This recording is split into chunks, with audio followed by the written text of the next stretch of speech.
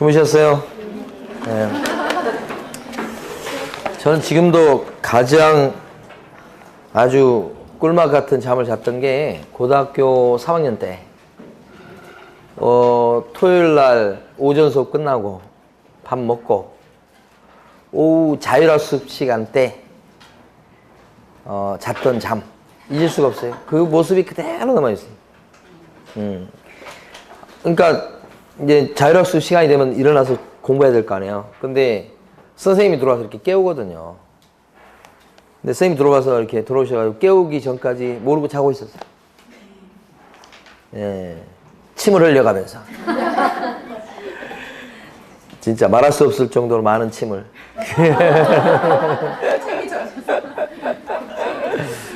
근데 그때 딱 깨워가지고 일어났을 때 그 깨우남이라고 하는 것은 이루 말할 수가 없어요.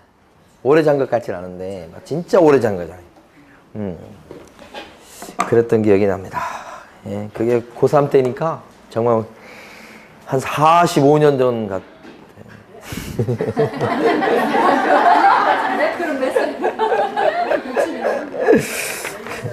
자,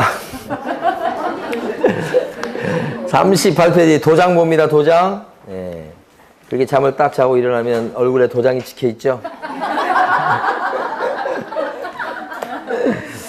자, 1번, 49번입니다. 틀린 것 했고요. 1번. 개업 공인중개사의 인장이 등록관청에 등록되어 있다면 소속 공인중개사의 인장은 소속 공인중개사 업무 개시 후에 등록해도 괜찮다. 아닙니다. 개공이든 소공이든 업무 개시 전까지 인정 등록하는 거죠.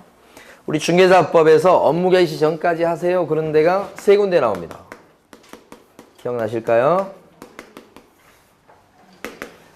자, 고용신고 언제까지 합니까? 그러네요. 자, 인장 등록 언제까지 합니까? 업무 개시 전. 자, 세 번째 보증 설정 언제까지 합니까? 업무 개시 전. 요렇네요. 자, 2번 개별 공인중개사가 등록한 인장을 변경했을 때는 변경일로부터 7일 내에 변경된 인장을 등록해야 되겠다. 변경 등록은 며칠 이내죠? 7일. 그러니까 최초로 할 때는 업무 개시 전까지 인장을 등록하는 거고, 최초 할 때는. 요 얘기입니다, 지금. 요거. 네. 그 다음에 중간에 쓸 인장을 변경했을 때는 변경 등록하죠? 네. 7일 이내 뭐요? 변경 등록. 하는 겁니다. 이렇게. 변경은 7일 이내. 이렇게. 그다음에 3번 개업 공인중개사의 인장 등록은 보조원에 대한 고용신고와 같이 할 수 있다. 그렇습니다. 개공의 인장 등록은 보조원에 대한 고용신고와 같이 할 수 있다. 무슨 말인가요? 고용신고하는 방법이 두 가지씩 있죠? 그럼 개업 공인중개사가 고용신고하는 방법은 뭐예요? 하나는 인장 등록 신고서를 이용하는 방법 하나. 또 한 가지는 개설 등록 신청서를 이용하는 방법 둘. 이렇게 되죠? 이렇게 돼요. 표현이 좀 이상합니다. 보조원에 대한 고용신고와 같이 할 수가 있다. 그랬는데 개공은 이렇게 되고 소공일 때는 어떻습니까? 이 출제하신 분이 지금 정신이 이상한 상태에서 출제했어요. 소공에 대한 인장 등록은 인장 등록 신고서를 이용하는 방법이 있죠?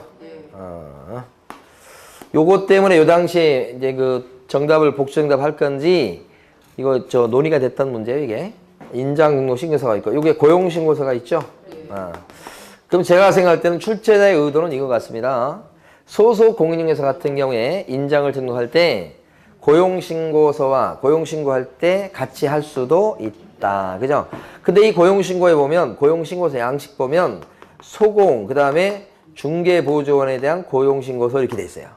고용 신고는 소공을 고용했을 때도 신고하지만 보조원을 고용했을 때도 고용 신고하는 거 맞죠? 네. 그래서 신고서 양식에 보면 소공이나 중개보조원에 대한 고용 신고서라고 돼 있어요. 그러니까 이름 명칭은 고용 신고서인데 거기 보면 보조원에 대한 고용 신고 뭐 그것도 될 수 있어요. 그러면 소속 공인중개사에 대한 인장 등록은 고용 신고할 때 같이 할 수 있다. 이런 식으로 이제 출제하려는 의도가 아니었나 생각됩니다.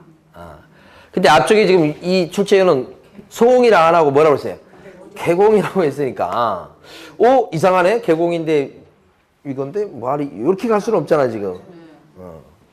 그래서 좀 이상하다 해서 이제 복수정답이라고 이제 많이 이의 제기를 했어요. 3번. 근데 요게 받아주지 않았죠. 받아주지 않고 하는 소리는 이렇습니다. 그렇지. 그대로 합니다. 개혁공인중개사의 인장등록입니다. 이거 할 때 있죠? 네. 이거 할 때, 아니면 이거 할 때도 마찬가지고, 특히 요거 할 때, 중개보조원이 있을 때 그 사람을 고용할 수도 있겠죠? 네. 그죠? A가 개공 A예요. 근데 B라는 중개보조원을 고용해요. 그럼 고용신고 하겠지? 네. 그럼 고용신고서를 갖다 낼 거예요. 네. 그때 자기가 쓸 인장을 같이 등록을 갖다가 할 수도 있다라고 국어적으로 이런 일이 일어날 수 있으니 틀렸다고 할 수는 없다. 이거 왜 물어보죠, 이걸? 그러면 개혁공인중개사는 인장 등록할 때 밥을 지으면서 인장 등록할 수 있다. 이것도 맞는 말이에요. 그런 뜻이 되잖아, 이게. 지금 이게 아무 의미가 없는 얘기잖아요, 지금 여기서는. 그렇잖아요? 그러니까 요걸 물어보려고 하지 않았나 이렇게 생각되는데 갑자기 이렇게 됐는데 이게 그러면 틀렸냐라고 생각해 보니까 그렇지. 인장 등록할 때 이거 하면서 할 수도 이거 어떻게 틀렸다고 그럴 거야. 의미가 없는 얘기지만 그래서 요건 맞고 답이 틀린 게 나왔나 아직? 1번이 틀렸죠. 그래서 정답 1번은 복수정답 안 한 겁니다. 3번은 정신을 못 차리고 낸 거고요. 그 다음 4번. 법인인 개혁공인중개사가 주된 사무소에서 사용하는 인장을 등록할 때는 상업등기 규칙에 따라서 신고한 법인의 인장을 등록해야 된다. 어디죠 지금? 주된 사무소. 주된 사무소요. 그때는 어떤 인장을 등록해야 됩니까? 100%. 상업등기 규칙에 따라서 신고한 법인의 인장 등록하는 거죠. 근데 분사무소다 그러면 어떤 인장을 등록하나요? 원래는 상업등기 규칙에 따라 신고한 법인의 인장을 등록할 수 있고 아니면 대표자가 보증하는 인장을 등록할 수도 있고 선택사항이죠. 또는이죠. 그러니까 분사무소는 선택사항. 주된 사무소는 선택 못합니다. 무조건 요겁니다. 인감조장이죠. 그래서 실제 요걸 인장을 등록하지 않고 이거 어차피 인감장이니까 어떻게 하죠? 법인의 인감증명서를 제출하는 걸로 가름한다. 대신한다는 뜻입니다. 가름한다. 요게 그렇게 시험에 많이 나왔죠? 요게. 실제 등록하지 않고. 자, 그 다음에요. 5번인가요? 바로 나왔네. 법인인 개혁공인중개사 인장 등록은 어차피 법인의 인장을 등록해야만 하니까요.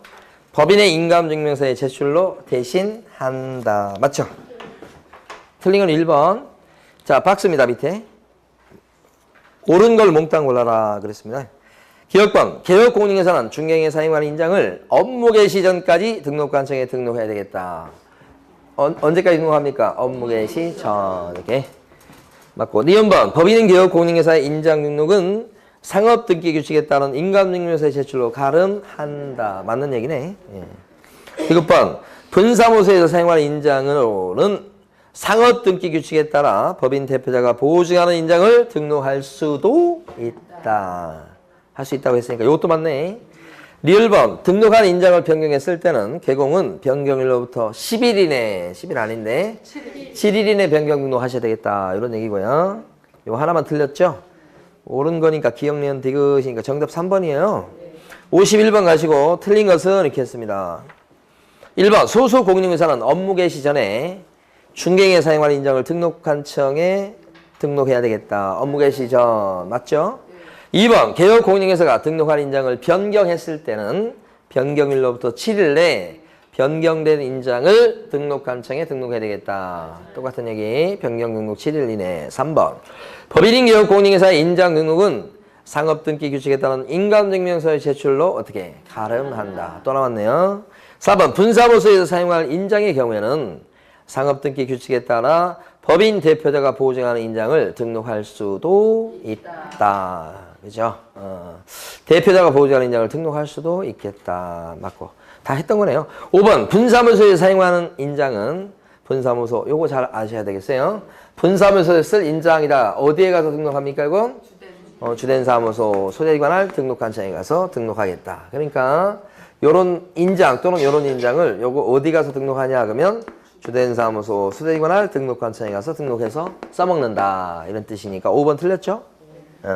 다시 나올 가능성이 높아요, 5번. 5번이 장비고. 그 다음에 52번. 옳은 것은 소공은 중개 업무를 수행하더라도 인장을 등록하지 않아도 된다. 아니요. 소공까지 등록해야 돼요. 인장. 2번. 개업공인회사가 등록한 인장을 변경했을 때는 지겹네요. 변경일로부터 7일 내에 변경된 인장을 등록해야 되겠다. 아, 근데 거기는 변경된 인장을 등록하지 않으면 어떤 사유다? 업무정지. 그거 물어봤습니다. 업무정지 사유 맞습니다. 3번. 법인인 개업공인회사가 주된 사무소에서 사용하는 인장이라고 하는 것은 뭐냐? 그러면 상업등기 규칙에 따라서 신고한 법인의 대표자가 보증하는 인장이 아니고 법인의 인장이어야 된다. 틀렸네요. 3번. 2번이 정답이네. 4번. 법인인 개업공인회사의 등록인장은 상업등기 규칙에 따른 인감증명서의 제출로 어떻게 가름한다니까 반대말을 쓴답시고 할 수 없다 한 겁니다. 예? 틀렸죠? 5번. 개업공인회사의 인장 등록은 중개사무소 개설 등록과 신청과 같이 할 수 있다. 요거 이제 아까 요거 같이 할 수 있다. 있다가 맞는 건데 없다로 이제 고쳐낸 겁니다. 그러니까 출제원들도 단순합니다. 있다 그러면 없다. 포함 그러면 전 그러면 후. 뭐 이렇게 내는 거예요. 예. 자, 그 다음에 업무 범위입니다. 14조 업무 범위에 관련된 53번 문제인데 업무 범위에 대해서 14조에 나와 있는 업무를 한번 암기를 해보면 자, 법인인 개업공인회사의 업무죠. 14조에 나와 있죠. 그래서 14조계사 중이 관상을 보니까 큰 도시를 경영할 뿐인데 지금 현재는 경공매 컨설팅을 하고 있다 그런 뜻이고 요게 이제 본업인 중개업이에요. 그 다음 관자는 뭐냐면 관리를 대신한다 이렇게 돼요.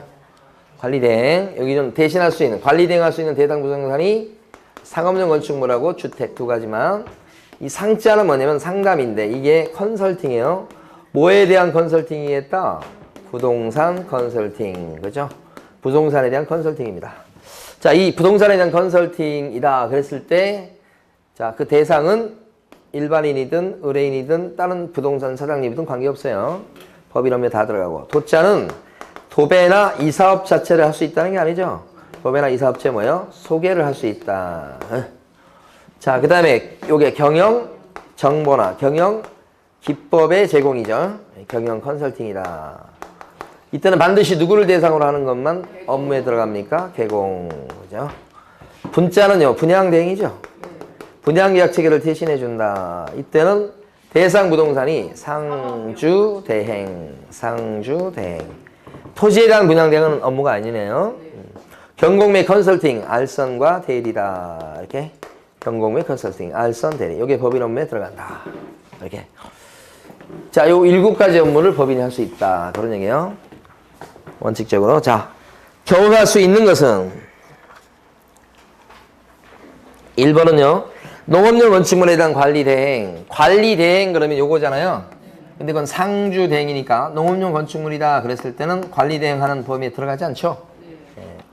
2번 토지에 대한 분양대행. 대행자 나오면 상주대행. 토지는 안 들어가죠.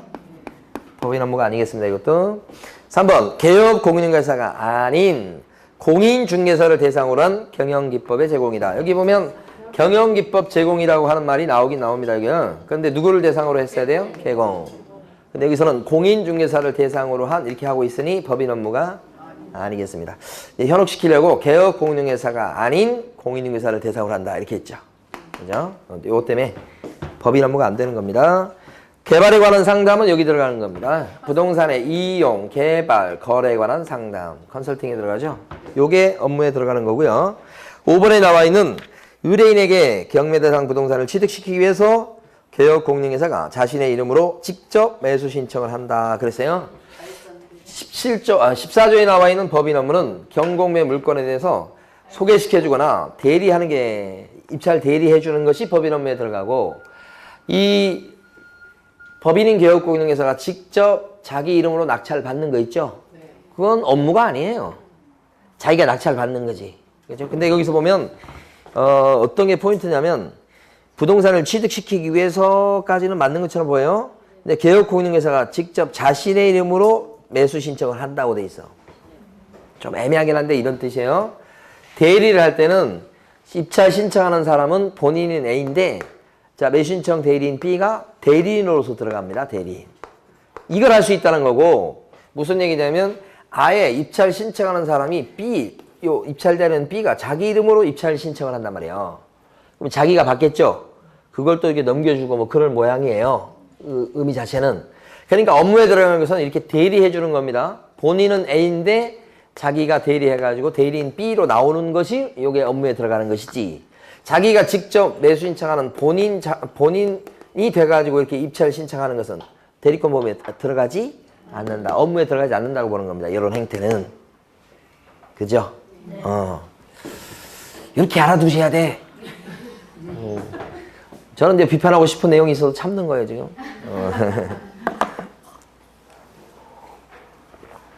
자, 이게 하여간 5번은 업무에 안 들어간다. 자, 54번 가볼게요. 54번도 업무에 들어가는 거, 옳은 것 이렇게 했습니다. 1번, 토지에 대한 분양 대행은 할 수 있다, 없다? 안 되는 거, 토지는 안 되는 거에. 2번, 중개업에 부수되는 도배 및 이사업체를 운영할 수 있다. 직접 운영할 수 있는 게 아니고 소개업을 할 수 있다는 거니까 요거 틀렸네. 3번은 상업용 건축물에 분양 대행을 할 수가 있다죠. 있다. 없다고 또 틀리게 된 거고요. 그죠? 4번 겸업 제한 규정을 위반했을 때 요게 14조 요거 겸업할 수 있다. 이거 아닌 것은 겸업을 못 한다는 거. 근데 아닌 것은 못 한다고 하는 건데 이 아닌 것을 겸업을 해버리면 어떻게 되는 거예요? 위반하면 임등치다. 임의적 등록 취소 사유다. 그런 뜻이 되니까요. 4번은 맞죠? 5번 대법원 규칙이 정하는 요건을 갖춘 경우에 법원에 등록하지 않고도 경매 대상 부동산의 매수 신청 또는 입찰 신청 대리를 할 수 있다. 아닌데 법원에 등록해야만 뭘 할 수 있습니까? 경매 입찰 대리. 경매 대리를 할 수 있어요. 여기 나와 있는 업무 중에서 유일하게 경매 대리만, 경매 물건에 대한 입찰 대리 요것만 등록하는 게 필요하죠. 요 등록을 어디에 등록하는 거예요? 법원에 등록하고. 법원에 등록이 되려면 대법원 규칙에 나오는 요건을 갖춰야 되겠다. 그랬을 때 법원에 등록이 가능하다. 그러면 경매 입찰 대리를 할 수 있다. 대법원 규칙이 정하는 요건이 뭘까요? 대법원 규칙이 정하는 요건을 갖췄을 때 등록이 된다며요. 대법원 규칙이 정하는 요건이 뭐예요? 이건데 그렇죠. 그걸 공법 교육을 보충하셔야 된다. 요건 3가지. 공인중개사인 개공이거나 법인인 개업공인중개사일 거. 누구는 빼고요. 부칙개공 빼고요. 물론 소공도 안 되죠. 그 다음에 교육을 받는데 무슨 교육요? 경매 실무교육요. 경매 실무교육 시간이 어떻게 돼요? 32, 44 이렇게 되고. 보자가 뭐예요? 보증 설정을 할 거. 1억 이상, 2억 이상. 그거죠? 이 3가지 요건이 매수신청 대리인 등록에 필요한 요건. 대법원 규칙이 나온 거죠? 거기에다가 더 나가서 뭐예요? 결격사에 해당되지 않을 거. 결격사에 해당되지 않아야 진짜 등록이 되겠죠? 응? 그러니까 법원에 등록하기 위해서는 대법원 규칙이 정하는 요건을 갖춰야 되겠다. 공법, 매수신청 대리인 등록하려면 공법 교육을 보충해라. 공법 공부 많이 하셔야 됩니다. 공법 교육을 보충해라. 많이 하셔야 40점 넘깁니다.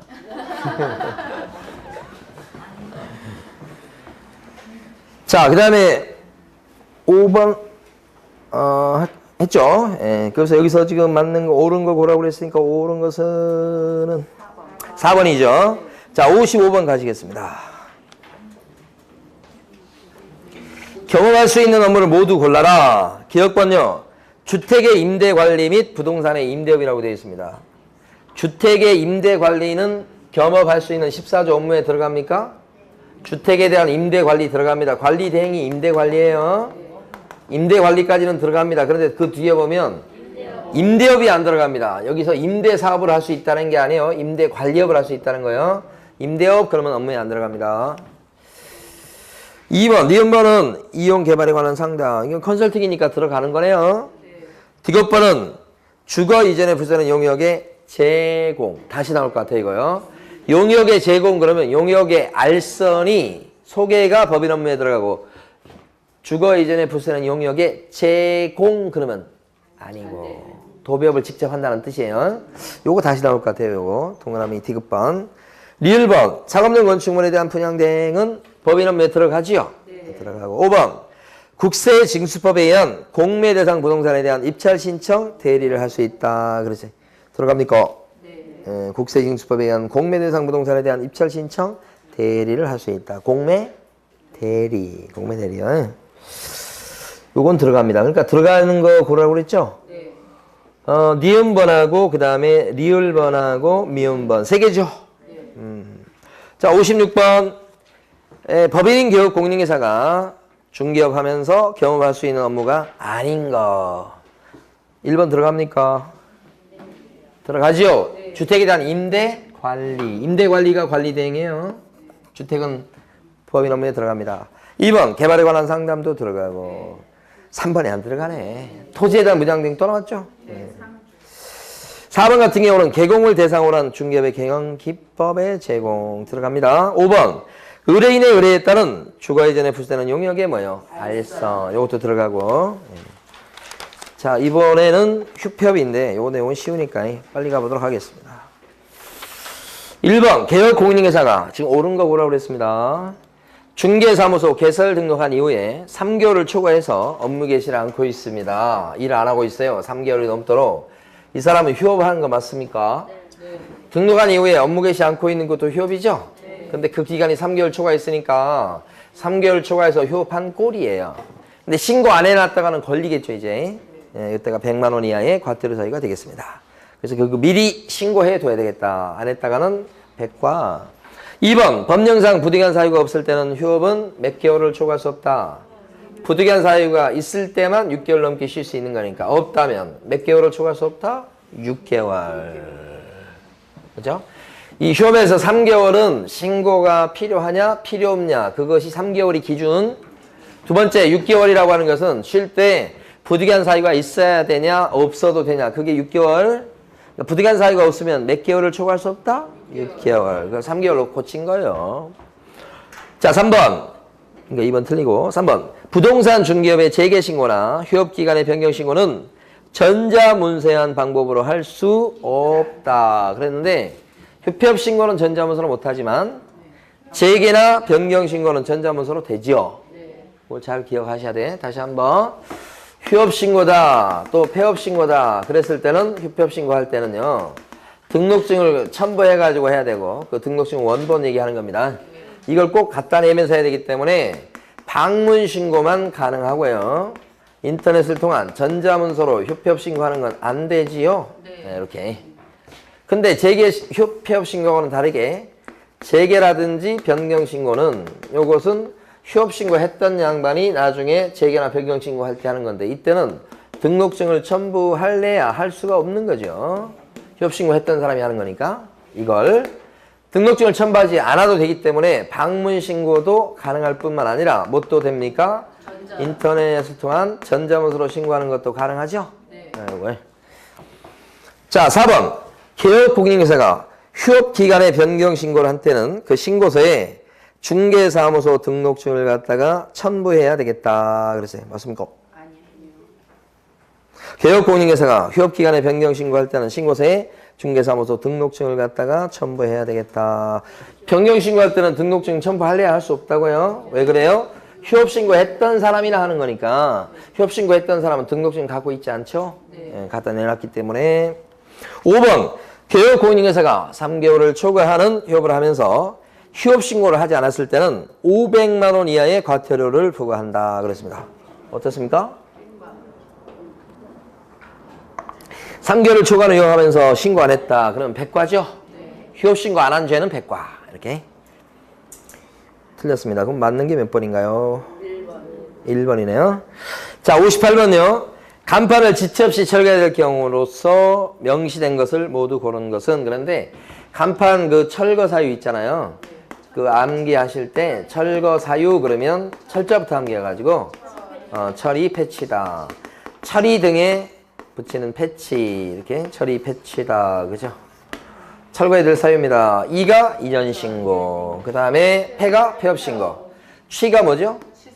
등록 취소 당했을 때. 근데 그 철거는 언제까지 합니까? 지체 없이 철거입니다. 지체 없이 철거요. 요것도 조심하시고. 지체 없이 철거해야 될 걸 자진 철거 안 하면 어떻게 됩니까? 그죠? 바로 대집행 들어갑니다. 이때는 철거해야 될 건데 철거 안 했습니다. 법에서 이미 철거 명령이 나온 거예요. 안 지켰죠? 바로 대집행 들어갑니다. 어떤 법에 따라 대집행 한다고요? 행정 대집행법. 이렇게 되죠. 기억번은 폐업 신고니까 철거 사유 맞습니다. 근데 니은번은 휴업이어서 아무리 길게 쉰다고 해도 철거 사유는 안 들어갑니다. 니은번은. 디귿번은요. 등록 취소니까 들어가죠? 이렇게 세 가지가 들어가죠. 그러니까 여기서는 이제 예를 들어서 업무 정지를 받았다 그랬을 때는 철거 사유에 들어가지 않죠. 이런 거. 업무 정지는 X 뭐 이런 겁니다. 그 다음에 이제 또 뭐가 있냐면 휴업 신고도 철거 사유에 들어가지 않는다. 이런 거 했고요. 마지막에 나와 있는 이전 사실을 신고했을 때 이것도 철거 사유 들어간 거 맞죠? 지체 없이 철거한다는 거 꼭 기억하셔야 됩니다. 그러니까 여기 철거 사유에 해당되는 것은 기억번하고 디귿번, 리을번 3개죠. 4번이 정답이네요. 59번 보시겠습니다. 옳은 거요. 개업 공인중개사가 휴업한 중개업을 재개하고자 했을 때는 휴업한 중개업의 재개 후 일주일 내에 신고해야 되겠다. 아니 재개를 먼저 하고 나중에 신고합니까 이거? 재개하려고 하면 미리 신고해 미리. 그래서 신고를 미리 해가지고 등록증 찾아와서 걸고 나서 영업 시작해야 되는 거예요. 틀리려고 작정했죠 보니까? 재개하고 나서 일주일 내에 뭐. 2번 개업 공인중개사가 1개월을 초과하는 휴업을 하는 때는 등록관청에 사실을 신고해야 되겠다. 1개월 아니고 3개월. 괜히 풀었다 생각됩니다 지금. 3번 개업 공인중개사가 휴업을 했을 때 질병으로 인한 요양 등 대통령령으로 정하는 부당한 사유가 있는 경우를 빼고는 몇 개월을 초과할 수 없다? 6개월을 넘을 수 없다. 그죠? 3번은 조금 어려워요 생각보다. 4번 휴업기간 중에 있는 개공은 다른 교육공인중개사의 수공이 될 수가 없다. 이중소속 금지 때문이죠. 요거 틀렸고. 5번 재등록한 교육공인중개사한테 폐업 전 업무정지에 해당하는 위반 행위를 사유로 업무정지 처벌을 함에 있어서 폐업의 기간과 폐업의 사유 등을 고려해야 되겠다. 그러니까 폐업 전에 잘못한 걸 재등록 이후에 들춰내가지고 등록 취소 영업정지 때릴 수 있죠. 때릴 적에는 폐업의 기간도 고려하고 폐업의 사유도 고려해야 된다. 다 고려해가지고 때려야 되겠죠. 그런 차원이니까 요게 맞네. 예. 60번입니다. 옳은 거요. 더 나왔습니다. 3개월을 초과하는 휴업을 하고자 했을 때 미리 등록관청에 신고해야 되겠다. 3개월 이상입니까? 초과입니까? 초과입니다. 여기서는 초과. 맞습니다. 그래서 니음은 개업공인중개사가 휴업신고를 하고자 했을 때는 국토부령이 정하는 신고서에 등록증을 첨부해야 되겠다. 휴업신고할 때는 등록증 첨부하는 거 맞죠? 네. 휴업신고도 그렇고. 디귿번 등록관청에 휴업신고를 한 때는 개업공인중개사는 지체 없이 간판을 철거해야 되겠다. 휴업신고는 간판 철거하는 거 아니죠? 네. 이렇게. 자, 61번입니다. 61번 지금 여러분이 지금 한번 풀어보십니다. 자, 1번은 2달 쉬는 거니까 신고할 의무 없다고 하는 게 맞겠고요. 이 취약은 부득이한 사유로 인정받는 거잖아요. 그러니까 이때는 6개월을 초과할 수 있겠고. 자, 변경 신고할 때는 전자문서로 되죠. 네, 맞고. 4번은 폐업 신고하고 나서 1개월 내 간판을 철거. 이거 틀렸네. 지체 없이 철거죠. 5번 같은 경우 재개 신고를 받은 관청은 반납 받아놨던 등록증을 어떻게 반환해요? 즉시. 즉시에 동그라미 쳐주시고 유일하게 즉시란 말이 나오는 곳이라고 생각하시면 됩니다. 거의. 이거 빼고 나머지는 전부 다 뭐예요? 지체 없이입니다. 대부분이 지체 없이에요. 즉시냐 지체 없이냐 물어보면 대부분 99.9%가 뭐예요? 지체 없이에요. 즉시는 거의 여기. 정답 4번이고요. 62번. 미리 신고해야 될 사유를 모두 고른 건 미리 신고하는 거예요. 자, 기억번은 미리입니까? 휴업신고인데. 휴업신고는 미리 하는 거잖아요. 미리. 포인트가 미리예요. 니은번 변경신고도 미리. 분사 폐업 신고도 미리. 마지막에 재개 신고도 뭐예요 이거? 사무소 이전 신고는 미리 하는 거야? 아니요. 이전 해놓고 나중에 사후적으로 신고하는 거예요. 그렇죠? 사무소 이전 신고는 사후 신고예요. 사후 신고. 정답이 다네요. 근데 가만히 보면 우리 지금 최근에 박스 문제가 많이 나오는데 박스 문제 낼 때 박스 문제가 한 8개에서 10개는 보셔야 됩니다, 여러분들. 그러니까 시험 문제를 어렵게 내는 방법이 뭐냐? 박스 문제밖에 없어요, 지금. 문제의 길이 이렇게 내는 것은 문제 길이에 대해서도 제한이 있어요.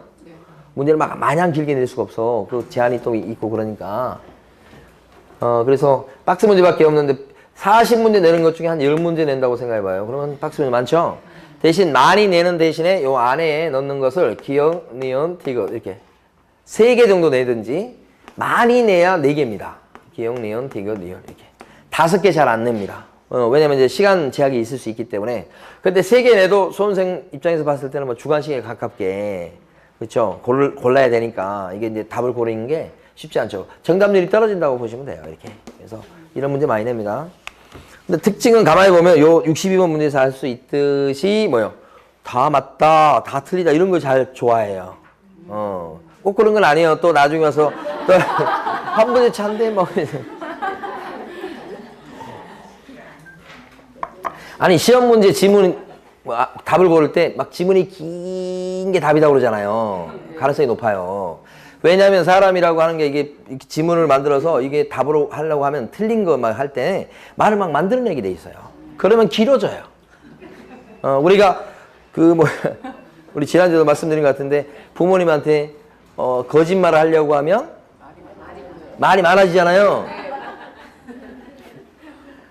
요즘 제가 느끼는 건 저희 집사람이 뭘 물어봤을 때 제가 거짓말을 하면 얼굴색을 안 변하기 위해서 되게 신경을 쓰는데 말이 많아져. 어쩔 수 없어. 그게 좀 그 본능에 가까운 것 같더라고. 막 자꾸 말이 많아져. 그죠? 물어보지도 않았는데 괜히 얘기해요. 자, 63번 박스 문제네요. 옳은 것은 틀린 거 참. 기억방. 등록한 이후에 업무 개시 않고 있는 것도 뭐다? 휴업이죠? 3개월 초과하는 경우는 그래서 신고를 미리 해야 되겠다. 니은문 또 나왔어요. 법령에 정한 사유를 제외하고는 휴업은 6개월을 초과할 수 없다. 자, 근데 아실 수 있는 게 이번은 맞게 냈잖아요. 그 전까지는 계속 틀리게 내고 막 그랬죠? 세 번째인데 이번에 맞게 냈지. 그렇죠? 이게 골고루 내는 거예요. 그 다음에 니은문, 디귿번. 분사무소는 주된 사무소와 별도로 휴업할 수 있다. 있다인데 없다로 낸 거예요. 휴업 신고는 원칙적으로 휴업 개시 후 휴업 종료 전에 해야 되겠다. 말이 길어지잖아요. 휴업 개시하고 나서 그 다음에 업무 개시 종료 전까지 한다. 아니요. 휴업하기 전에 미리 하지. 미리. 개시 후가 벌써 틀렸어요. 미음번 휴업 기간 변경 신고서에는 등록증을 첨부한다. 언제나 조심하세요. 재개나 변경 신고서 지워버렸네요. 재개나 변경 신고서 할 때 거기는 등록증 첨부하지 않습니다. 그거 조심하시라고요. 자, 이제는 전속 중개계약 그쪽으로 가봅니다. OX하십시오 그랬습니다. 기억번 박스잖아. 박스 문제 또 나왔어요. 24회 때 문제입니다. 기억번 일반 중개계약을 체결했을 때 국토유통부 장관이 관련 법령에 의해서 정한 표준서식의 중개계약서를 써야 된다. 자, 일반 중개계약을 체결할 때 말로 할 수도 있고 서면으로 할 수도 있고 그렇고 그 서면에 대해서는 국토유통부 장관이 정한 표준서식을 갖다가 만들어 놓은 건 사실이죠. 표준서식이 있습니다요. 그러나 이 표준서식을 반드시 써야 됩니까? 그래서 그렇지. 반드시 사용해야 되는 것은 아니다. 왜냐하면 이게 권장사항이어서 그렇죠. 말로도 할 수 있고요. 그렇기 때문에 결론. 일반 중개계약서라는 법정서식을 꼭 써야 되는 것은 아니다. 1번 써야 된다고 했으니까 틀린 거고 2번 전속 중개계약을 체결했을 때는 특별한 약정이 없는 한 중개계약의 유효기한은 3개월이다. 전속 중개 계약의 유효기간 3개월. 딴 말이 없으면. 그 다음에 전속 중개 계약을 체결했을 때는 개업공인중개사는 당해 전속 중개 계약서를 3년간 보존해야 되겠다. 전속 중개 계약서 보존 기간 3년. 일반 중개 계약서는 몇 년간 보존하는데요? 일반 중개 계약서는 몇 년간 보존하는데요? 공부한 보람이 있네요. 틀렸어요, 지금. 자, 일반 중개 계약서는 몇 년간 보존해요? 무슨 5년이에요? 지금 일반 중개 계약서 이거 몇 년간 보존하냐고 썼다면 보존 기간에 대한 규정이 없어요. 다시 한번. 일반 중개 계약서는 이게 일반 중개 계약서 이름이 일반 중개 계약서예요. 일반 중개 계약서를 꼭 써야 되는 거 아니죠? 근데 일반 중개 계약서를 썼다면 그거 일반 중개 계약서는 몇 년간 보존해요? 그런 규정이 없다고요. 전속 중개 계약서는 몇 년 보존하는데요? 3년. 거의 3년이요. 확인 설명서는 몇 년간 보존하는데요? 3년. 확인 설명서 3년. 그죠? 전속 3년. 확인 설명서 몇 년? 3년. 거래 계약서 몇 년? 5년. 요게 5년이죠. 일반 중개 계약서는 규정이 없다 이렇게 하는 거지. 보람이 있어요. 그러면 X 동그라미 몇 번이에요? 1번. 예. 자, 65번 가시겠습니다. 틀린 거 했고요. 전속 중개 계약서에는 개업 공인중개사의 사무소 소재지가 기재돼야 되겠다. 전속 중개 계약서는 뭐죠? 의뢰인하고 부동산 사장님이 쓰는 서식이죠? 그럼 거기에는 의뢰인과 부동산 사장님이 쓰는 서식에는 부동산 사장님의 그 사무소 소재지 같은 게 나와 있어야 될 거 아니에요? 그래서 배운 적은 없지만 1번은 맞는 겁니다. 사장님이 어디에 사무실에 있는 사장님인지 나와야 되겠죠. 그 1번은 맞고. 자, 2번. 공동상속 부동산의 교환 계약을 중개하는 경우. 교환입니다, 교환. 교환 계약을 중개하는 경우. 이렇게 나왔는데, 보니까 상속인 전원의 동의 유무를 확인해야 되겠다. 맞습니까? 네. 일단, 이거 아셔야 될 게, 공동상속 재산은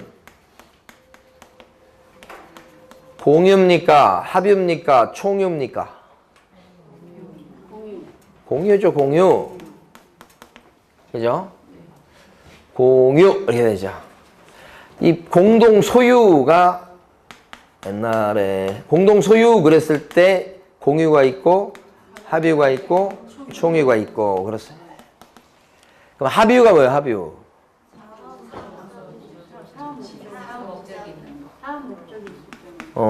가장 대표적인 것이 아는 사람 몇 명이서 동업, 조합을 결성하는 거예요. 그래서 전부 다 1억씩 출자해서 1억 출자한 돈 가지고 요 건물을 하나 사놨네. 출자해서 그 사업 목적에 쓰이는 건물이야, 상가 건물. 그러면 그 3명이라면 그 사람들은 조합을 결성하는 형태가 되고 그랬을 때는 그 건물에 대해서는 어떻게 소유하고 있는 거예요? 지금 3명이? 합유로. 총유 그러면 대표적인 게 뭐예요? 교회 재산이지. 문중 땅도 들어가요? 문중 땅 이런 것도. 그래서 공유다 그러면 공유는 지분이 있어요, 없어요? 있어요. 있어서 이 지분이 딱 개인 지분이 다 있는 거죠? 그래서 이걸 갖다 저기 무슨 케이크 같은 걸로 비교하면 다 이렇게 썰어 놓은 거예요, 썰어 놓은 거. 아직 안 먹어서 그렇지 다 썰어 놓은 거예요. 합의 같은 경우는 이것도 지분이 있어요, 없어요? 있는데 여기는 썰어 놓지는 않고 어떻게 했어요? 금만 그어놨어요. 썰어 놓지는 않지. 이것도 지분이 있긴 하지만 썰어 놔서 바로 떼갈 수는 없어. 여기는 떼갈 수 있잖아. 요거만 팔 수 있잖아. 요건 팔 수 있어? 안 되지. 그지? 이건 뭐예요? 총유는 비유하자면 이게 떡이라고 하면 떡이 어떤 떡? 손도 대면 안 되는 떡이야. 아니 요새 지금 저 보니까 무슨 사랑의 교회나 이런 데 보면 교회가 막 쪼개져 가지고 교회 재산이 있잖아요. 이게 총유잖아요. 그러니까 이쪽 교인들은 이쪽에서 이쪽 건물에서 예배 보고 이쪽 교인들은 이쪽 건물에서도 예배 보고 이렇게 하더라고. 그럼 교인들이 그걸 쓸 수 있는 권한이 있는 거예요. 그래서 교회가 좁아져가지고 그러더라고요. 저도 한때 사랑의 교회 결혼하기 직전에 좀 나가고 그랬어요. 왜냐면 좀 큰 교회 가보고 싶어가지고. 저희 집사람하고 이제 같이 가자 해가지고 가보고 그랬었는데. 지금은 집 가까운 데 가지만은. 자, 이렇게 세 가지가 있는데 성질이 이거 지분이 있고 지분이 없죠. 그래서 이게 이제 뭐냐면, 만약에 이게 총유다 그랬을 때 요게 지분 개념이 있으면 난리 나는 거예요. 그러면 교회, 일요일날 교회 몇 군데가? 한 10군데가 밤까지 해서. 그러면 내 지분이 교회마다 있으니까. 그래서 손도 대면 안 되는 거예요. 그냥 이용할 뿐이야. 가서 기도하고, 뭐 이렇게 이용할 뿐인 거지. 뭐, 이거 내 거야. 뭐 이런 건 없잖아. 여기서 이제 문제가 얘하고의 차이가 나는 게, 요건 지분의 개념이 없지만, 지분 처분이다 그랬을 때는 일단은 뭐요? 지분권자가 자유롭게 처분할 수 있죠? 근데 이때는 지분을 넘기는 거지만 전원에 뭐가 필요해요? 동의. 그죠? 그냥 이게 붙어 있어야 된다니까. 이거 떼갈 수 있는 상황이 아니고요. 전체물을 처분한다 그랬을 때는 어떻게 해? 일단은 전체니까 전원의 동의. 여기도 뭐요? 전원의 동의. 여기 지분 개념이 없으니까 X요. 근데 여기는 어떻게 해요? 전체물 처분이라니까? 총유니까. 이렇게 보실 텐데, 사원총회 결의, 뭐, 이렇게. 교회 땅인데, 이걸 갖다가 이제 팔기로 한 거야? 그럼 목사라고 해서 이걸 팔 수 있는 게 아니잖아요. 어떻게 해야 돼? 사원총회라고 하는데, 교회 같은 거 보면 공동의회 같은 거 있어요. 아니, 거기 성직자들만 모이는 거 말고, 공동의회에서 일반 성직자들이 쫙 모여가지고 하는 게 있어요. 거기에서 이거 부동산 팔려고 하는데 어떻게 해요? 자, 찬성합니까? 대부분 찬성하고 막 이렇게 했어. 그 나온 그 요건에 맞춰가지고 찬성률이 나왔어. 그럼 파는 거예요. 그 사원총회 뭐예요? 결의. 사원총회가 이제 공동의회 뭐 이런 게 될 거예요, 교회에서는. 요것이 좀, 전원의 동의가 있어야 판다. 맞아요, 틀려요? 전원의 동의가 있어야 판다 그러면 이 죽을 때까지 이거 못 팔아요. 못 팔아요. 반대하는 사람 꼭 있어요.